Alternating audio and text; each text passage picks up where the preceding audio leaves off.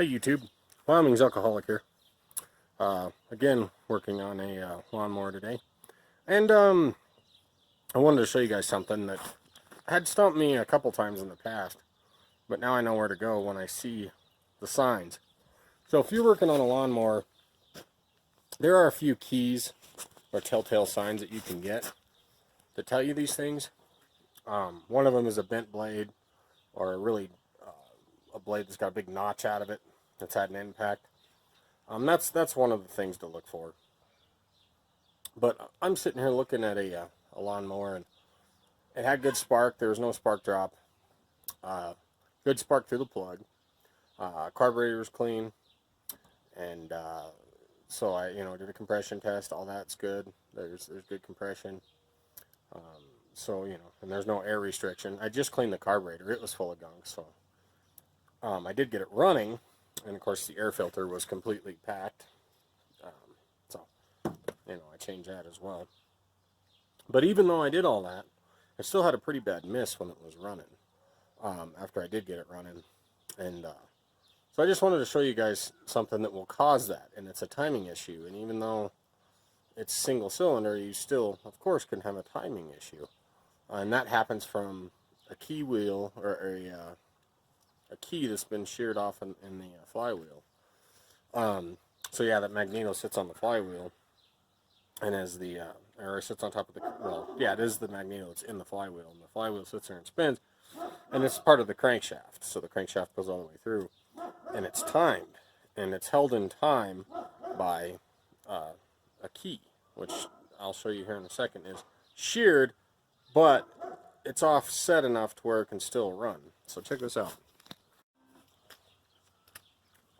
So as you can see, I'm working on the standard 6.5 horse Briggs & Stratton with that exterior flat filter. One of the things I looked for, like I said, there was no spark drop. Carburetor's completely clean. One thing I did do when it was running, just to make sure it's not a fuel issue, when it's running, I just lightly spray some start fluid at the intake as it's running. And if it picks up and runs better, then I know that it's fuel related. But it just tried to die. Like it was an issue not related to the spark, or not related to the fuel. So that's one way to kind of tell if it starts to die when you do that test as well. But if you look right here, it's off time. So there's the key stock, where the key should be in there, and then there's where the flywheel is. So yep, it's been partly sheared. And also, if you're curious how to pull a flywheel, you can do it with a 2-jaw puller. Just a couple things to be aware of. Don't flex it too much, and if you start to flex it too much, what you can do is go ahead and tap the side of it with a hammer. And of course, you're going to need a 3/4 inch socket on your impact, or whatever it is you happen to be using. I suggest an impact, but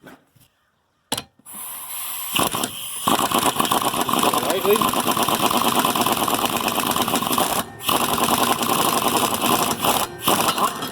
And it'll pop off, just like that.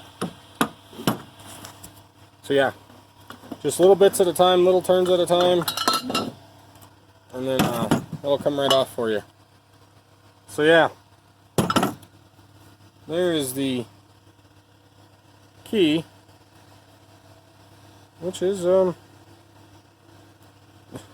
half sheared. So good news is there's really not any damage to the crank or the flywheel. Looks like they'll still work. So anyways, I guess I'm off to the store in my new Tundra to go get some key stock for a $50, $75 lawnmower. So